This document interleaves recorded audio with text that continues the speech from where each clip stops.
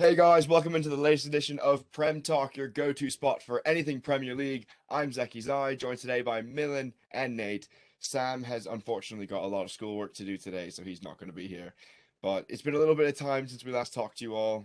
We apologize, finals crept up, but we're back in action. I'm actually rocking my Ronaldo Christmas jumper from Mark Goldbridge United stand, getting into the festive spirit a little bit before Christmas. A lot has happened in the Premier League. So many things actually since we last spoke. But first, we're gonna start off the show. We're gonna have a laugh at Nate real quick. And I'm gonna pull up the screenshot of the text message before the match at London Stadium this weekend, and I'll just read it to you. So Nate goes, he was so confident going into this West Ham game this weekend. He said, I was like, Nate, you know what? You might have a tough time, Results have been tough recently. He goes, just because we're disorganized, Saul started, doesn't mean we're bad. I promise you, we're gonna win this by at least two. We don't lose the London Derby. And what do? They lose at home. So let's all have a laugh at Nate real quick. Thank you, Nate, for your contribution to the show. Haha.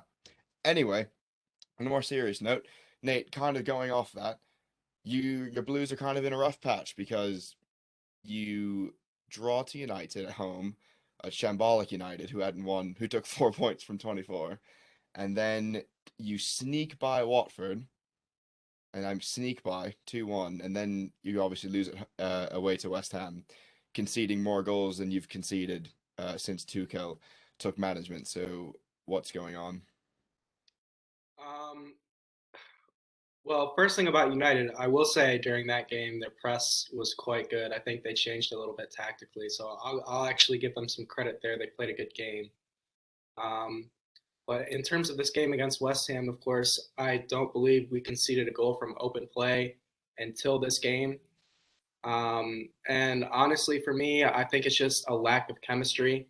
Of course, we've seen that squad rotation. I think ever since the United game, of course, there's been something missing in the squad rotation, putting Saul in for the Watford game, I believe it was, where he had an absolutely awful performance.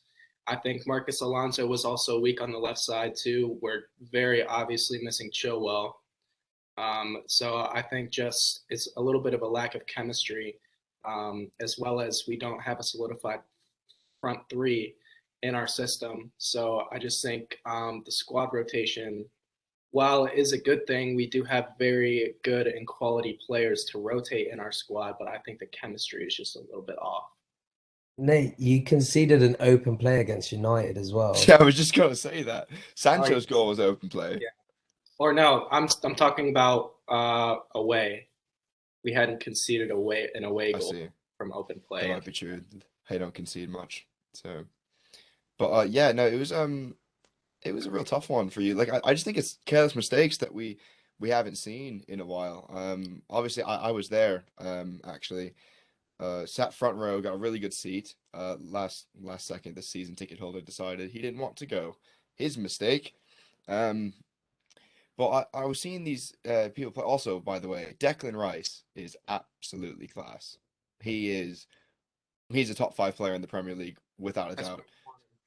Yeah, That's why seeing we him in person was absolutely phenomenal. I mean, he can just cover so much ground for a big lad as well. But I know you wanted to touch on Jorginho because we've seen him. Obviously, he finished third in the Ballon d'Or votings, which we know means absolutely nothing because of the um, award voting itself.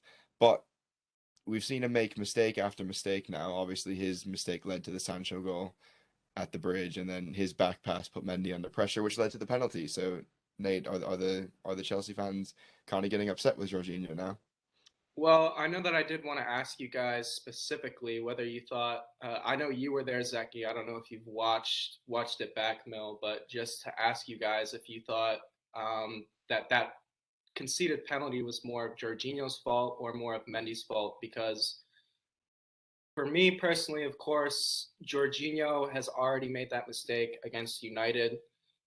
So I think that he unfairly takes a little bit more of the brunt because he's already made that mistake. You know, when you make that mistake twice, then you're going to receive some backlash. But I think that Mendy is also partly in fault because when he gets the ball in that situation and you're under pressure like that, you can just have a knock and kick it out, and he decides to keep hold of possession and clatter into the defender.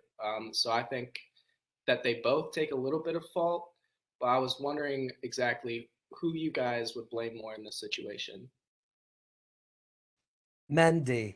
I think like the ball comes to Mendy and he's like, it's at his feet, and yeah, the press is high, but he doesn't have to dribble past anyone. Like you're 1-0 up, clear the ball. That's Even if it goes up for throwing or like okay, worst comes to worst, a corner. Protect like the ball. You're gonna lose possession if you can't play ball at the feet. And he clearly couldn't deal with the press. So the first thing, he should have gone for a throw-in. If he can't go for a throw-in, which he could have, because there was no one blocking it, he could have gone for the corner. Try and find a pass. That seemed really hard, to be fair, with the press. Or do what he did and try and go past not only one, but another fast approaching player coming towards him. But yeah, I mean, the penalty is like at the bottom of that list of like things to do. So like I don't know, like he had a few options to him. I think he just panicked. Um, I don't know how old he is, but he seems quite young. He is young, isn't he? He's young for a keeper because Yeah. obviously keepers will go well into their 30s. So Yeah, I think you know what, I maybe like it's the pressure got to me, he didn't really know how to deal with it properly. Um, but yeah, I mean you're I one think he nil just up, gets too clear the ball. cute. He tries to get too cute, and I feel like he's done this on multiple occasions because obviously yeah, social media has their go at players when they make a mistake. They tend to make compilations of all their mistakes anytime a big star makes a mistake. So I was watching this video, and I mean, obviously it's easy to say when you're just looking at one player's mistakes, all of their throughout the years, but in recent times, I feel like Mendy's had some close calls with having the ball at his feet in the back because he's not a notorious play out from the back keeper like an Ederson is. So I think he just got too cute. I think it's 100% his fault because as a keeper, keepers get bad back passes all the time. Happens every weekend. Like obviously, Jorginho needs to wake up a bit, but you need to deal with that as a keeper. That's part of the job, and he failed to do that. So yeah, I will say recently, when Mendy gets a ball at his feet, I do get a little bit anxious because, of course, he is a great shot stopper. But as you said, that distribution part sometimes can be a little bit of a mishap. Um, but I wanted to move on from that, and I wanted to talk about, in relation to that chemistry issue, what exactly you guys would think the best starting front three for Chelsea would be, because obviously nobody's exactly solidified in that role right now. But I guess I'll go first. I would say I think Lukaku has to start after his price tag, um, but of course he's coming back into fitness. And then I would say Havertz as well has to start. I think we could see Werner getting a transfer in the January window. And the third one would have to be between Pulisic and Mason Mount for me, because Pulisic just has loads of potential and talent, but at the same time, so does Mason Mount, and I could also see him being a potential Chelsea captain in the future. So, what do you guys think? I would personally. So yeah, you're right with Lukaku. I'm sorry, not you're right, but I agree with you about Lukaku. Um, I think you can't not have a player like Lukaku in your team. Like, I don't think people understand like the number of goals he brings with him, and like he's been around for ages. He's experienced, and I think he's what 28. Yeah, Um, he's a proven so striker as well. he's a well-proven striker in different leagues. Um, So I think he's the man, and also he's a good option for crosses. Werner wouldn't give me much confidence. I've seen a few like reports saying, Werner might come to United just because of connection with Ralph Rangnick. I hope that's like, he's not going to. No, I can yeah, I can I tell hope you he's that's not. not He's not going to do that. Also, we just don't need him. Um, Yeah. I feel like at this point, he's almost, you don't. Well, let me put it this way. Tuchel does not employ Werner to score goals. He employs him purely for tactical reasons. And that's what I will say. I think at this point, Werner is a tactical player. You put him out based on tactical reasons. What to like draw players away from Lukaku and other things Yeah, or whatever. because that's really mostly what he does and what he's so effective with. That's exactly what even happened in the Champions League final when Kai Havertz scored. It's because Werner takes that player out by making a diagonal run, and those defenders follow him. So, I mean, I think regardless of that, talking about like a pure front three, I just don't think you need that kind of player with Chelsea squad. Um, I guess you could say Ronaldo has that effect, but then Ronaldo's Ronaldo. He has three players on him at all times, anyways. yeah. Um, so I think Ranić playing like Rashford next to Ronaldo, he knows Ronaldo's going to get swarmed. Rashford's a good option to have, and I think it's the same with Chelsea and Lukaku.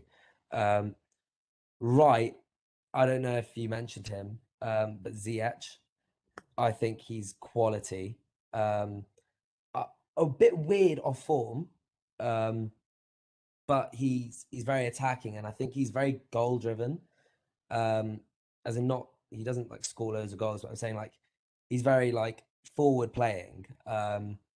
Is what I'm trying to say. He's forward playing, very creative with the ball, can hit it with both feet quite well. Um, a good player to have on the wing as well. Um, I get what you mean about the Mount argument. I personally prefer Mount um, in an attacking midfield role. I think he's played on the left for England before. He's played in an attacking midfield role. I just prefer him in that. Maybe it's a different system. I haven't watched, where he plays at Chelsea too much, but he's been effective at in the attacking midfield for Chelsea, especially last season. I would not move him into left wing when you have Pulisic in in in left wing position. Nate, if you had to give a score prediction for us this weekend, what would it be? Well, I'll put it this way. I think Lukaku will be back fully fit and starting, and I think he'll bag one as a statement goal. So I'd like to say 1-0, but I also think we've been poor defensively and Marcus Alonso has really been taken advantage of. So I can see us conceding. I think we'll win 2-1. Barely. All right. There's your Chelsea update from our Nate Maxwell. Moving on, and then my favorite part of the show is right now. Um, it's been a phenomenal week for the Red Devils. Best week I've had in I don't know about years, maybe years. And when you look at it all, Milan and I were at the Arsenal United match midweek at Old Trafford. I can now say I've officially been there for history. I've been there for Ronaldo's 800th goal and 801. But it was the thing that we talked about a few weeks ago that I really wanted to be there for, and I was there. But there's this new era of Manchester United now. Obviously, no more Ole, no more Carrick, no more McKenna. I think Phelan's going to be gone this week at some point. But we finally appointed Ralph Rangnick as our interim with the 2-year consultancy role afterwards. And news today, he's also bringing in with him an assistant coach in Chris Armas, who has coached with the Red Bull organization, and a sports psychologist from Leipzig as well. So very excited about that. Mill, your initial thoughts on this appointment and where it can take us.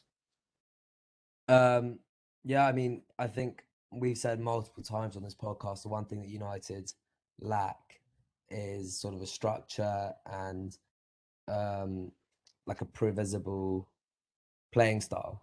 I think Ranić sort of brings that with his defined pressing focus and his stress on control over games.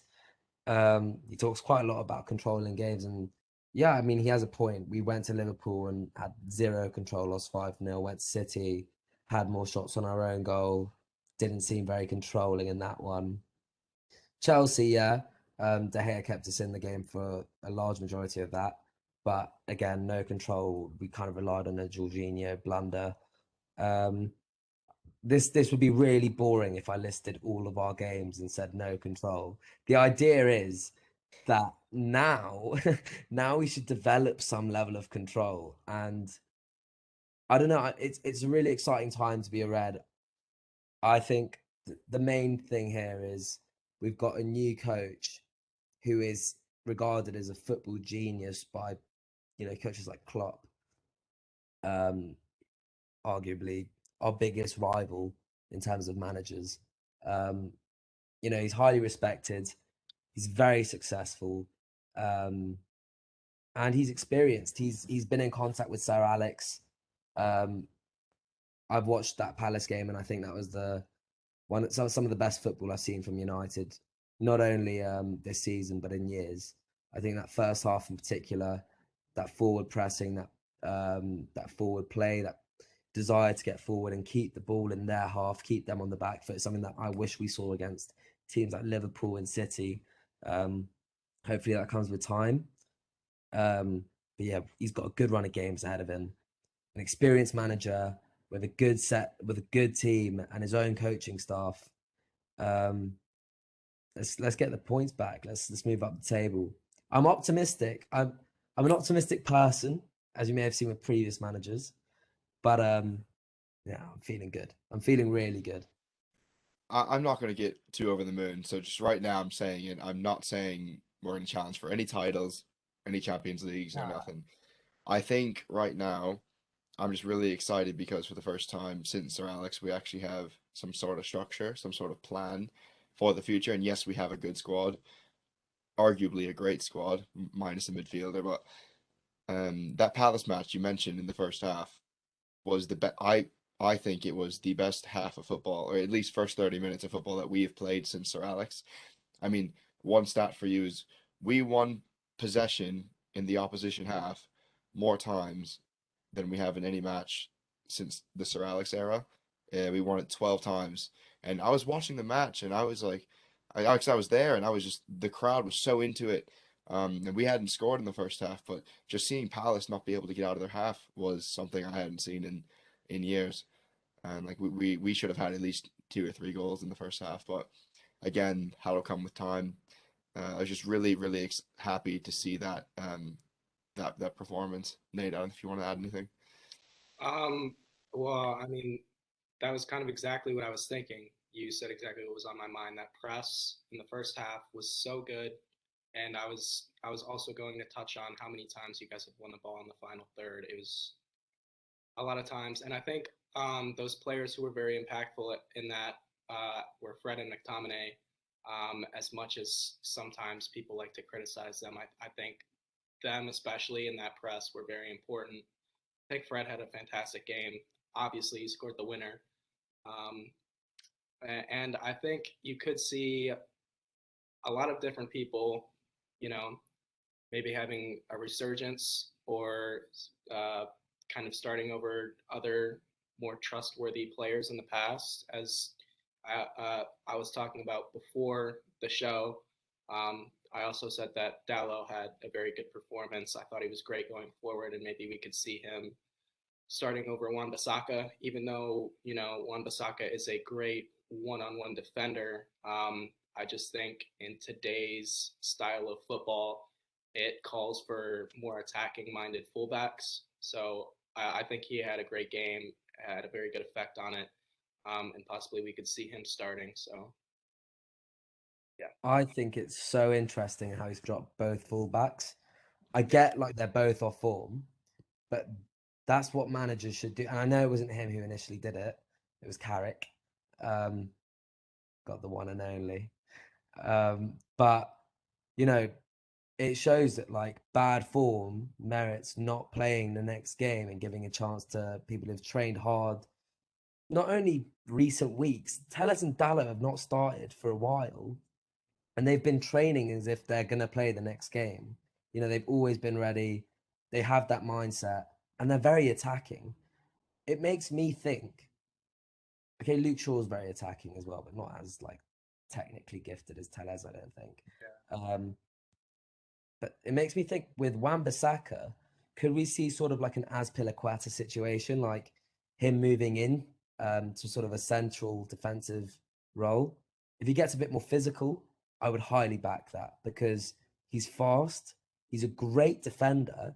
It's just maybe those aerial threats where I worry a bit, and a bit of the physicality. Yeah, I that's what I think was over going to time, say. as he matures and develops physically, I don't see. I think that's a great option. Or maybe if he ups his ball playing ability, he could play in sort of a midfield, a defensive midfielder, or a right mid thing. You can disagree with me, Zeki. I'm saying if he improves his ball playing attributes. Do you disagree? What's wrong with that? Okay, all right, all right. First of all, you said you want to play Wan-Bissaka at center back. First of all, one just doesn't work for so many reasons. That's just later. Two, CDM, Wan-Bissaka at CDM. On FIFA, that would work a dream. Mate, this isn't FIFA. This is the Premier League. This is real life. I don't care Serious. what happens on FIFA. Wan-Bissaka has absolutely no ball playing ability whatsoever, and that makes your right midpoint even worse than the CDM. Wan-Bissaka's only in the team because he can Yeah, to be defend. fair, He the right mid, I agree with you. Dallo would be the right mid, if anything. And then You know what, though? I will back what he's saying about a possible center back Yeah, because the only well, he's great defensively, and you can't disagree with that. The only thing about him is how small he is. If he bulks up a little bit and gets a little bit more physical, I think he would be a great center defender. Cesar, he's 5'8". As As he Piliqueta can was do it, seen and so can Wan-Bissaka. That's all. as That's what I. Piliqueta was so like not that guy to play centre back when John Terry and Ivanovic was right back at one point.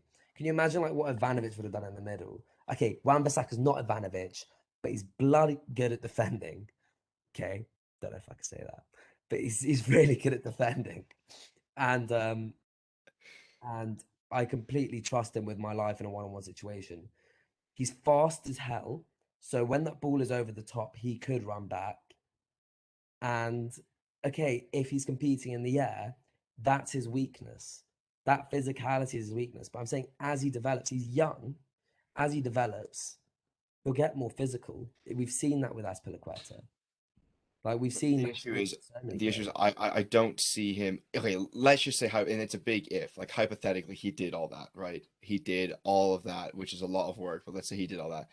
There's way too many options right now at the center back spot. Yeah, I We've know. just seen Varane, a four-time Champions League winner, who has been injured the entire season, who we paid 75 million for. He's going to start. And now Ranić has to decide whether he's confident enough to drop the captain, which I think he should, in Harry Maguire, even though we spent 80 million for him, and put Lindelof in front of him because Lindelof thrives with a Yes. player like Varane. And in the way that Ranić wants to play, we're going to be in the opposition's half a lot, which leaves the two and the fullbacks need to provide width because he plays the 4-2-2-2. And so when Dallo and Tellez or Shaw are up there, the two center halves stay on the line and they kind of, go 1-1 with whatever striker there is. You need a ball winning center back and you need a recovering center back. Usually Maguire's the ball winning and Varane's the recovering because that's what Varane likes to play. But in recent times, when Lindelof has played in the last three matches, he's done really, really well at that because Lindelof's strength is kind of just going for it. It's not defending on the break or defending one-on-ones. He's not good at that. But in the way Ranić wants to set up Lindelof, it plays to Lindelof's advantage. So I cannot see a scenario where Wan-Bissaka is thrown into the mix of Varane, Maguire, No. Lindelof. Not to mention Eric Def- Bailly as well. Uh, Definitely not soon, is what I'm saying. Like, we do need a right back option for Dallo, of course. Wan-Bissaka is not going to turn into a centre back overnight. I'm saying, like, if Ranić is a long term manager, because you've mentioned, the 2 year consultancy, and if he is successful, and Dallo thrives under him, would we see like him buy potentially a younger right back who suits him and then use Wan-Bissaka or offload him? Which I don't think he will. I think he's too good to offload. Um, he's off form. I think Wan-Bissaka's class. I think he's just off form. Yeah, I mean, back to the Ranić thing. I love, I love how he's rotated for this young boys thing. Okay, team news not out, but Matic captaining shows Ronaldo's not going to be playing, Maguire's not going to be playing. Bruno, De Gea. No, but Wow. it means all our senior players aren't playing. Yeah, exactly. So for Matic to be the captain, he must be like the most senior, which means I'm thinking he played Elanga. Maybe Elanga gets a chance, and maybe that's when Wan-Bissaka gets his game time. Henderson, maybe.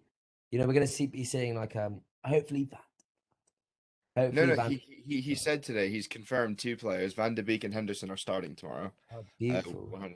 100%. And I think usually this match on Wednesday would be kind of a bad match to watch under Ole because we've already qualified. We already secured first place in our group. So this we could lose 20-0. It wouldn't matter.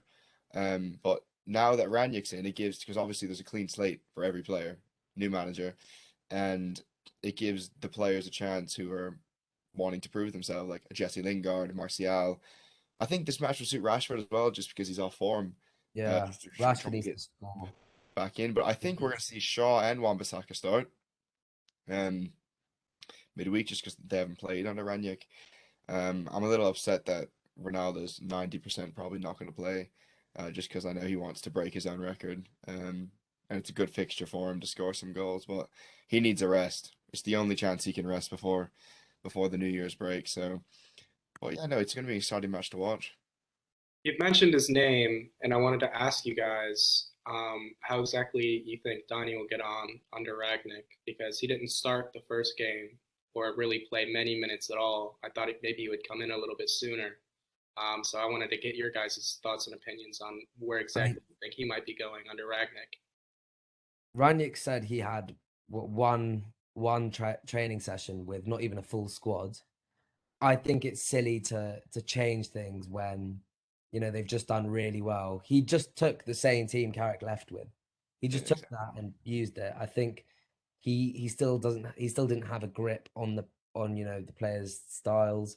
He said he's come to watch United a few games, so he probably does know like the gist of each player. But don't fix what's been working for the past 3 weeks. Yeah, I know that's exactly. And not that and saying. that training session was 45 minutes long. Yeah, The first team wasn't even there. So in that for the Palace match, Maya completely understood the team selection. I kind of knew what it was going to be as well. He had to keep it the same because they performed. yeah. So, and I think Norwich at the weekend is going to be this almost the same lineup as I well. Just because. I How think can like he could. Sorry, he could have been like impressed in training by some people's work ethics and quality, but at the end of the day, like if um if he's picking a side to go with, no one's deserved to be dropped. And I think what's really interesting with him is that it seems like now United are starting to drop players on bad form, which I think okay, you can argue Fred. Fred had an awful first half, saved it second half, barely Arsenal? saved it second half against them Arsenal. Okay, Arsenal. That's Arsenal, yeah, yeah. Oh no, I not didn't Palace. know Palace was quality. Palace was godly. Yeah, yeah, yeah. everyone. Um, but yeah, dropping players out of form is key. Ranić, I think, if if it's because he didn't know the players, he just stuck with the same team, fair enough, understandable. But if it's because he thinks no one deserved to be dropped, then I think that's really good to encourage good performance and discourage bad performance and keep things fresh by giving new faces a chance when it's their turn. Um, Tomorrow we're gonna see a large like a lot of rotation.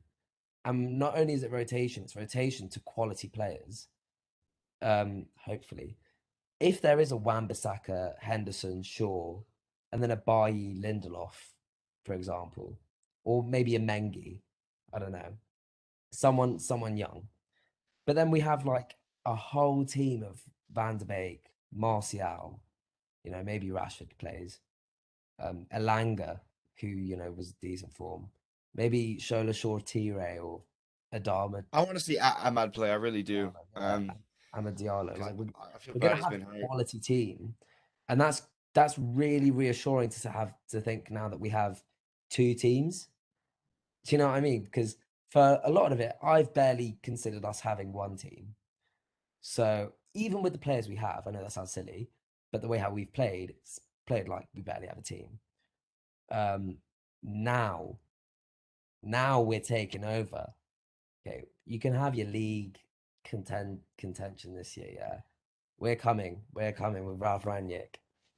See, what I like most, and this will be the final point on this before we move on, but what I like most is the formation, the 4-2-2, because we have so many attacking options. It's the only formation that everyone can fight for a spot in, and I really hope tomorrow Donny plays um in the first set of twos as opposed to the second set of twos. Only because if he plays with a Fred, if let's say Donny transitions to a starting spot, Fred is going to be at one of the first two spots. That's where he started with McTominay. If Donny can come in for that McTominay role and play with Fred there, that's where Donny can start in. Because if you move up a up a two, you get into the actual attackers, you get into Bruno's, you get into Pogba when he's back, to Sancho, who plays that right attacking mid role. And then obviously the front two are Ronaldo Rashford, Ronaldo Cavani, Ronaldo Greenwood. But if Cavani plays in the advance role tomorrow, then I don't like that personally because he's not going to start over Bruno. He's not going to We'll start see over. Greenwood. We'll see Greenwood Yeah. because Greenwood's not been utilised at all, and I don't think he's deserved to be dropped. Even though Ronaldo's come in, it's natural he was dropped, but it's not like he played badly. He played really well in the start of the season. I think he was actually our main talisman, like main goal scorer in the beginning. So Yeah. it's exciting to see him back. Hopefully Martial learns how to press and actually run. And if he does, like, are we gonna get Black Gloves Martial back? Because that was a killer, cold killer Martial. But yeah, I don't know. I feel like I should stop ranting about United. I could talk No, about that's all right.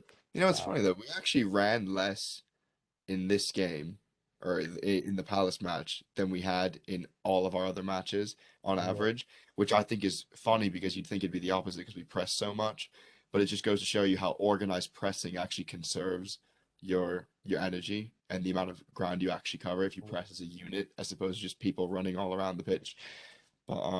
But yeah, a lot of stuff to look forward to for United. Going to the match tomorrow, so hopefully we get good performances there. But next, we're going to move on to Aston Villa, and normally there'd be no place for Aston Villa on this podcast, but Steven Gerrard has won 3 out of the last 4 matches, and he travels to Anfield, his homecoming at Anfield, uh, first time since he was a player. So, Nate, what do you think? Do you think Villa could get a result, a draw at Liverpool? Um, well, as we've seen so far, Gerrard's been a great manager. You saw that at Rangers, and now he's taken this role on very well with those 3 wins in his first 4 matches. The team looks very organized. Of course, we've been to one of their games.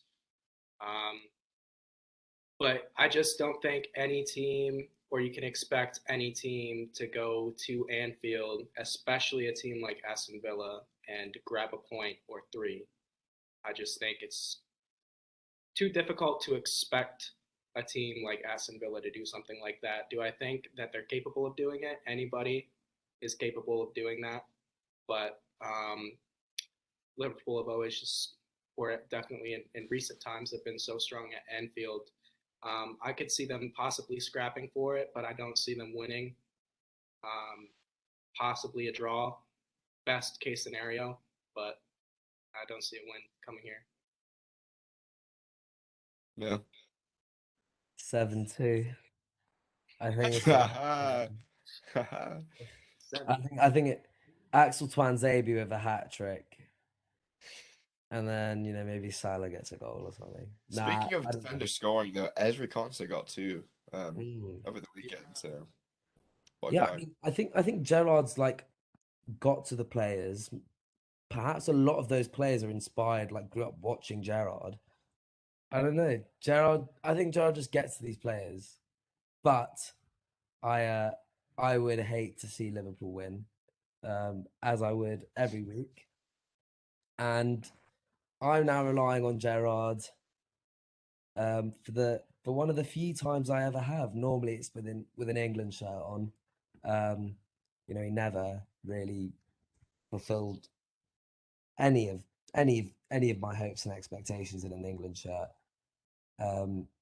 Completely did the opposite thing in a Liverpool shirt. So hopefully, as Villa boss, he can maybe make an 8-2. I don't know. I just do not want to see Liverpool win the league. That is the last team, and I swear to Yes. God, if we are reviewing any of our podcast episodes at the end of the season and Liverpool have just lifted that trophy, I will say it now, the rest of my appearances on this podcast will be completely useless because the one thing I want is Liverpool not to win the Premier League. But that said, Gerrard will do his job.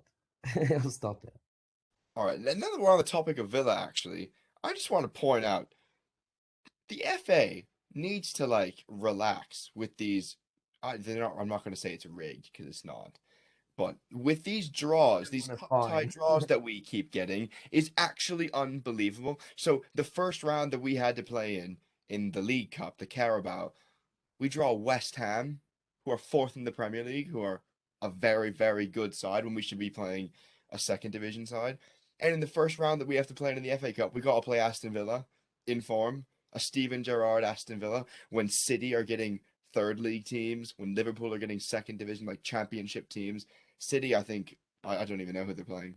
I'm not sure, but I don't think their stadium has a bigger capacity than 10,000. So that's going to be an entertaining match. But we got to play Villa, and obviously I'm excited because like we get to go for like an exciting match. But I mean, it's getting ridiculous. It really Can is. you imagine singing that Steve Gerrard chant?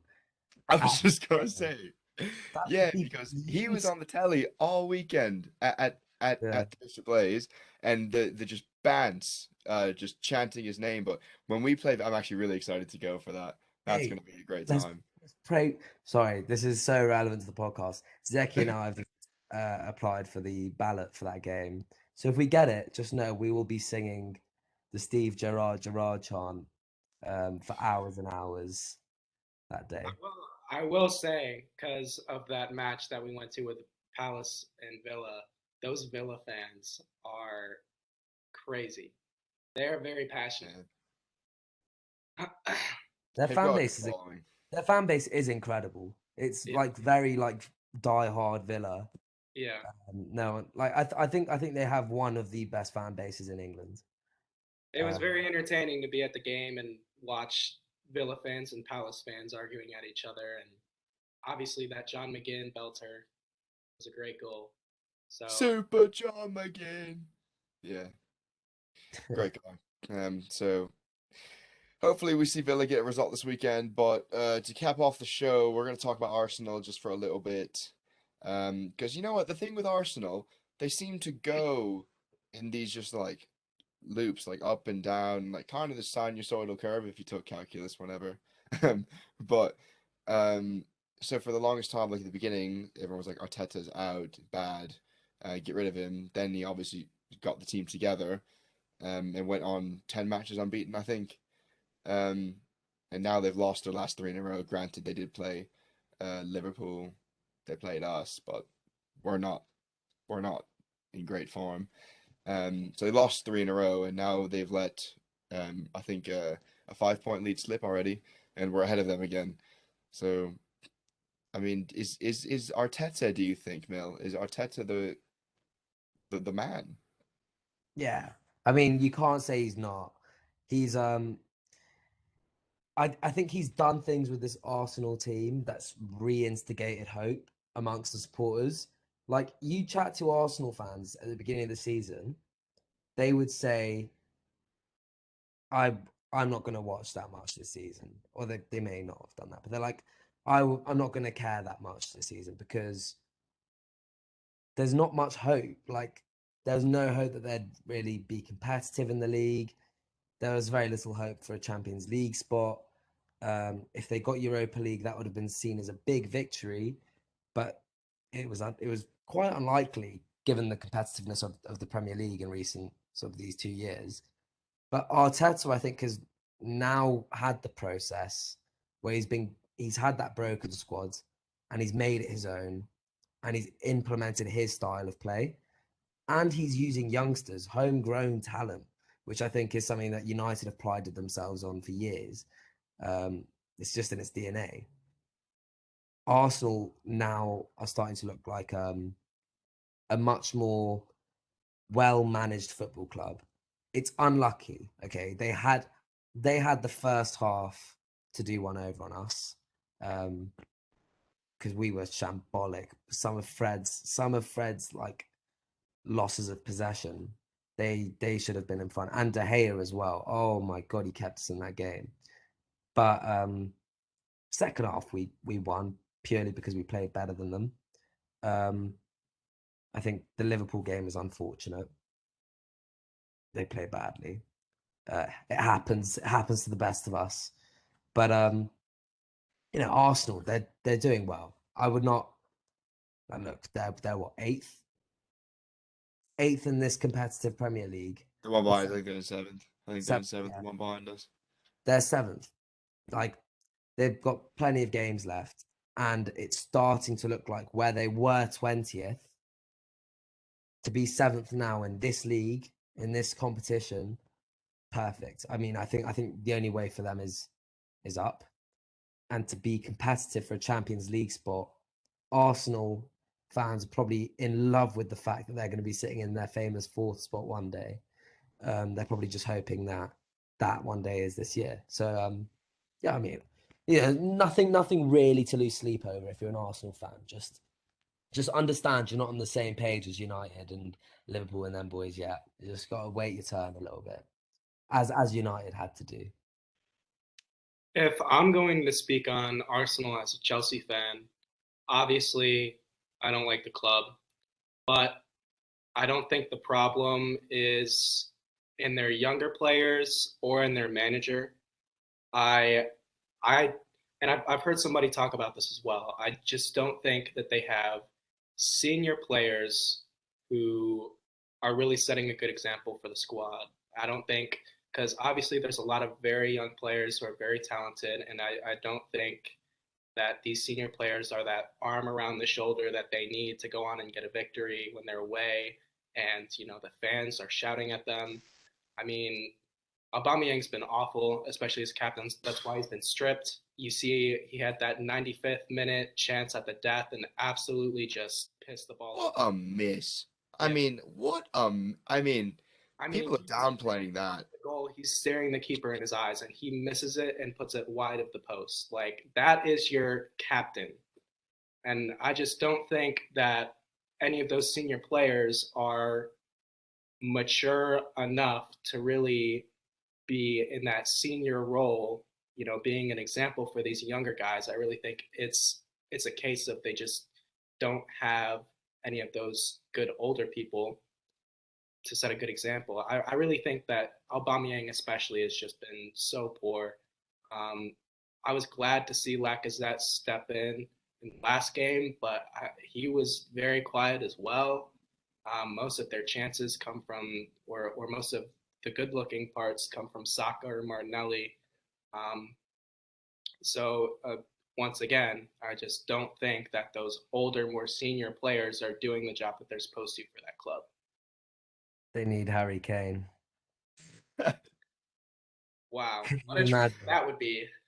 That's a WWE storyline. That Yeah. is beautiful. If football was Like rigged, I'd love to see that. That's like Van Persie to United, but worse. Yeah, like worse. Yeah. Demarai Gray, though. Demarai Gray, absolutely What a class. goal. He What hit the a crossbar great as goal well. from him. He hit the crossbar as well for Richarlison's goal. A lot of stuff to look forward to this weekend. I'm really excited. We play Norwich. Captain Ronaldo in FPL. Everyone, Captain Ronaldo this weekend in FPL. If you want to get ahead in your league, I'm saying it right now. This is my putting my head out there moment for the weekend. Captain Ronaldo this weekend. A lot to look forward to. Also, big birthday shout out on Thursday to our very own Milan. Yes. Milan is entering adulthood in the US. Thanks 21 to years like on Thursday. 60 people who view this. Yes, guys, we need to smash all the likes for Milan's birthday. I want many likes on this, a lot of comments. Please share it around, and we appreciate every single person that listens to this and watches it. But please interact with us so we can talk about it on the weekend recap. But for now, it's Zeki, Milan, Nate. We'll talk to you guys next weekend. Cheers, guys. Cheers.